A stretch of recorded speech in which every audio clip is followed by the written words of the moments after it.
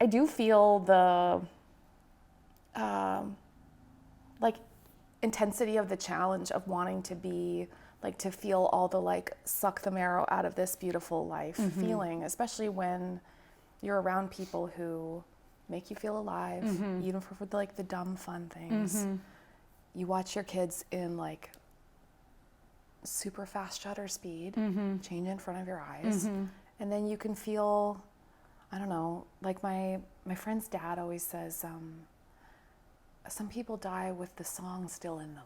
And I always think of that as like, man, what's the big song here? And then who do I get to sing it with? Sing it too, totally. I mean, I feel extremely lucky because, and I know some people don't like that word, but I don't mind it. Because I get to, first of all, work with a woman Hoda, who is joyful and chooses joy, and I think. And like locks in on people and stays with them. And we both are, love to listen to each other and share, and we're open hearted, and so I don't feel like first of all, the fact that I get to wake up and go into work with somebody like that who I see at the crack of dawn, and I'm excited for that. I always say to women in particular, like if they don't have that crew, if they don't have those people that like I have at work, to find them, because it makes life so much richer, to be surrounded with people that you can go to, but like can also, like you said, just laugh with, and or if you have some sort of question, you can feel free and vulnerable to ask. So first of all, I get to sit next to her every single day. And that feels like such a privilege, and one that I don't think either one of us take for granted. And then, I have these 3 kids, and I always wanted to be a mom. And so I don't take them for granted. I enjoy them. I think I have fun being a mom. I think they would say like, I'm kind of crazy. But I think you're like, my mom's a good hang. You're like one of the little girls that were one of their Poppy's friends in spring break said, we were playing telephone under the water, and I said, your mom's crazy. And I'm like, that's so like, I love it. I love it.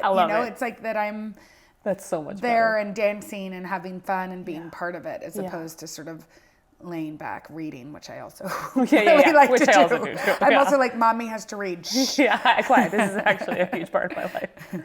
I love too the sense of chosenness that you have in your family story about wanting you so much, like the framed proof of how much they wanted you. My parents had a difficulty getting pregnant, and so and I think they wanted children. My mom was an only child.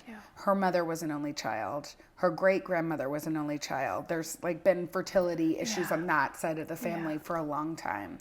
And so when they couldn't get pregnant, they decided to pursue adoption, which they were really excited about. And I think this sort of is the way that God works sometimes too, is when you like sort of let go of some of the fear and then, and the control. Sometimes there's these miraculous blessings. You get surprised. Surprises. Yeah. So they had put in the paperwork and they took a photo. I'm like, my mom's wearing a red sweater. They're behind like the fence in our backyard is like behind them.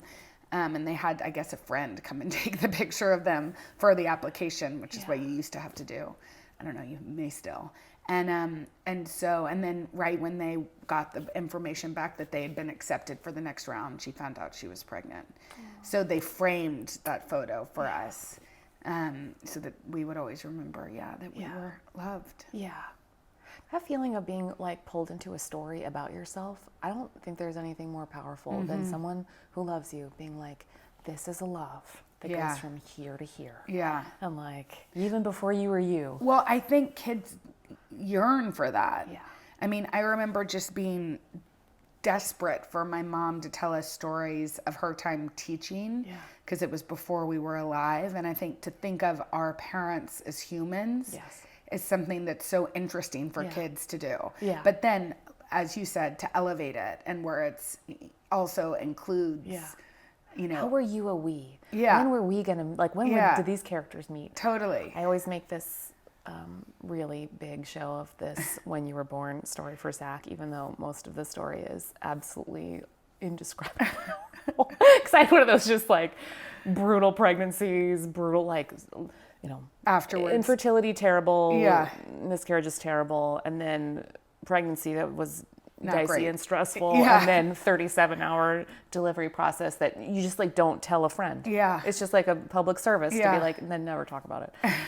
But he's born, he gets put in my arms, but in the way that I always tell him, skipping all the vivid details, is like, and then it's like, and then they washed you off, and then they patted you in the fluffy towel, and he was like, it was me. I'm like, but I didn't know that yet. And I just like take my absolute, and then they get to put it down, and it's always like the moment where we lock eyes, and he was like, and then it was me. Oh, And I I was want to like, cry. That's so sweet. I mean, I really love the way you talk about your grandparents. We get to talk to a lot of lovely people who are like you, soft-hearted, people who love who are like open to the world breaking their heart. And one of the kinds of people we get to talk to a lot is people who are caregivers. So they love even when the story of who they are kind of gets lost through memory loss, or the story that you wrote about your Mom's dad. Yeah. and if you could have rewritten it a different way, and how hard it was to watch him lose his story about himself. Yeah, I mean, so my grandfather had Alzheimer's, and he was the type of man before shame was like not part of who he was. I think both of my grandmother had three stillbirths after my mom, possibly one before my mom, two after. And so she, they had wanted a large family. And my mom was totally aware of that. She knew that they had always wanted more kids, that she had always wanted more siblings. And so I think when we were born, it sort of quenched this desire in him. He loved babies, and he would come over every day and see us during, would usually wake us up from our afternoon nap, which I'm sure my mom was like, they just went to bed. But he was such a joyful person, and he would never reprimand us. Like, I remember testing him. Like, I would throw out he had like sort of one of those old Oldsmobiles where you had to roll up the windows manually. And I would throw out a Kleenex box from his car over and over again. You were just like throwing it down, throwing it out. And he would just pull over, get it out, pick it up. And there was never any sort of like shame inflicted upon us ever. And then, watching him lose who he was, because that part of him sort of left too. He was such a joyful person. In fact, his favorite thing to say, which is so sweet, when we were young and would spill things, which is like kids do often. It's like their full-time job. Yeah, he would just like yell out "Happy Days," and I think it would to remind us, or my parents probably, that like, who cares if don't freak out because your kid spills something. Like, it just doesn't matter. Oh my gosh, what a perspective shift every time. You're like, I know. No, there's no small tragedies in that version. I know, there's totally. just there's just accidents. Totally. And so he he had Alzheimer's probably when we were about 11, 10 or 11. So we really got to, witness it. It was at that age where we understood things too, and understood it and yet couldn't understand. Because he was so different than the person that we loved, and lost sort of. I mean, it's really hard. And I'm sure many of the people you've spoken to have already articulated this, but it's a really hard thing to witness, because there's sort of an agitation, or at least in his case, that came with it, that was not there. And there also was a shame because there'd be moments where he would be lucid. So for example, I remember he asked my dad he thought he had gambled his money away. So he asked my dad for a loan. And then in the middle of the night, he woke up and, was crying to my grandmother because he realized he just was embarrassed that he would do that. But, I think I also believe that there's a better place where, he's clear of mind. And, Yes. It's hard. It's a terrible Yes. disease, and one of, that I hope there's more funding for because there's so little research and there's such hope, that I feel like there will be some hope around it in our lifetimes at least. The way that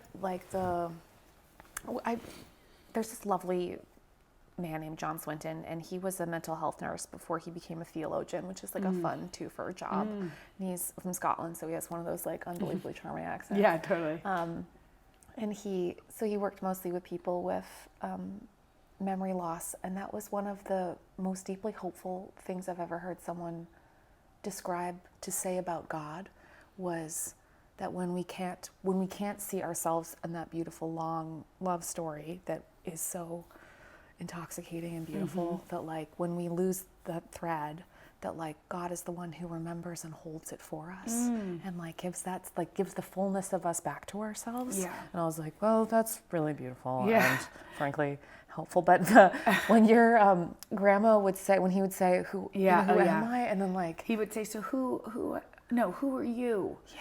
Which is also a hard thing, hard thing for a 10-year-old or 11-year-old to hear their grandfather ask who their grandmother was. It was destabilizing, a little scary. And she would just say, oh, honey, I'm the woman that loves you. I know, it's really sweet. That story will really stick with me, because I just think that would be the most beautiful thing to say forever to the people we yell, like, well, I'm the one who loves you. Yeah.